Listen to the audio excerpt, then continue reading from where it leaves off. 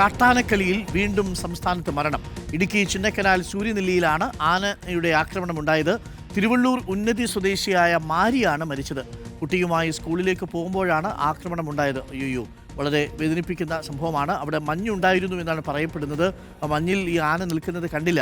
ഈ മാരിയും കുഞ്ഞും ആനയുടെ മുന്നിൽ പെടുകയായിരുന്നു. ആന ആക്രമണത്തിൽ മാരി മരിച്ചു. കുഞ്ഞിന് പരിക്കുകളുടെ ആശുപത്രിയിലാണ്. രാഹുൽ സുരേഷ് ഉണ്ട്. രാഹുൽ, അപ്പോൾ രാവിലെ സ്കൂളിൽ കുഞ്ഞിനെ കൊണ്ടുപോകുന്നതിനിടയിലാണ് ഇത് സംഭവിച്ചത്. രാത്രിയിലുമല്ല, ഇത് ജനവാസ മേഖലയിൽ വെച്ചാണോ ഈ സംഭവം ഉണ്ടായിരിക്കുന്നത്? രാഹുൽ,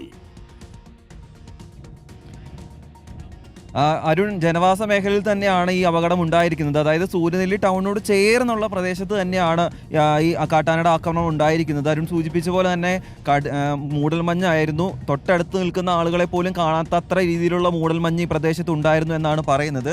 അപ്പോൾ അതാണ് തൊട്ടടുത്ത് കാട്ടാന നിന്നിട്ടും അതിൻ്റെ അടുത്തേക്ക് ഇവർ പെടാൻ കാരണമായി വന്നത്. രാവിലെ RRT സംഘം ഈ വാട്സപ്പ് ഗ്രൂപ്പുകളിലൊക്കെ സാധാരണ കാട്ടാന ഉള്ളപ്പോൾ അതിന് മെസ്സേജ് നൽകാറുണ്ട്. ഇന്ന പ്രദേശത്ത് കാട്ടാനയുണ്ട്, അതുകൊണ്ട് ആ പ്രദേശത്തൂടെ യാത്ര ചെയ്യരുതെന്ന് മെസ്സേജ് നൽകാറുണ്ട്. പക്ഷേ ആ മെസ്സേജ് രാവിലെ ഈ ആളുകൾ ശ്രദ്ധിച്ചില്ല എന്നാണ് വനംവകുപ്പിന്റെ വിശദീകരണം. അതേസമയം കാട്ടാന പ്രദേശത്ത് ഉണ്ടായിരുന്നെങ്കിലും അതിനെ തുരത്താൻ ഈ വനംവകുപ്പിന് സാധിച്ചില്ല എന്ന ആരോപണം നാട്ടുകാരുടെ ഭാഗത്തുനിന്ന് ഉണ്ടാവുകയും ചെയ്യുന്നുണ്ട്. എന്തായാലും മരിച്ച മാരിയുടെ മൃതദേഹം ഇപ്പോൾ അടിമാലി താലൂക്ക് ആശുപത്രിയിലേക്ക് പോസ്റ്റ്മോർട്ടം നടപടികൾക്ക് വേണ്ടി മാറ്റിയിട്ടുണ്ട്. അതേസമയം ഗുരുതരമായി പരിക്കേറ്റ കുട്ടിയെയും ഇപ്പോൾ അടിമാലിയിലെ താലൂക്ക് ആശുപത്രിയിലേക്ക് കൊണ്ടുപോയിക്കൊണ്ടിരിക്കുകയാണ്. അവിടെ എത്തി പ്രാഥമിക ചികിത്സ നൽകിയ ശേഷം വിശദമായിട്ടുള്ള ചികിത്സ വേണമെങ്കിൽ കോട്ടയത്തേക്കോ അല്ലെങ്കിൽ എറണാകുളത്തേക്കോ മാറ്റുമെന്നാണ് ഇപ്പോൾ നമുക്ക് ലഭ്യമാവുന്ന വിവരം. ഈ പ്രദേശത്ത് ഇപ്പോഴും കനത്ത മഴയും മൂടൽമഞ്ഞും തുടരുകയുമാണ്. ജനവാസ മേഖലയിൽ നിന്നും 2 കാട്ടാനകളും പോയിട്ടില്ല എന്നാണ് വനംവകുപ്പ് പറയുകയും ചെയ്യുന്നത്.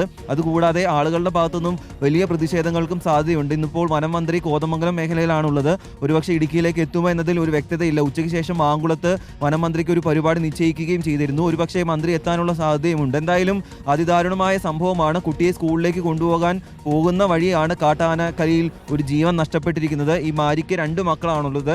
ഭർത്താവ് നേരത്തെ മരിച്ചു പോവുകയും ചെയ്തിരുന്നു.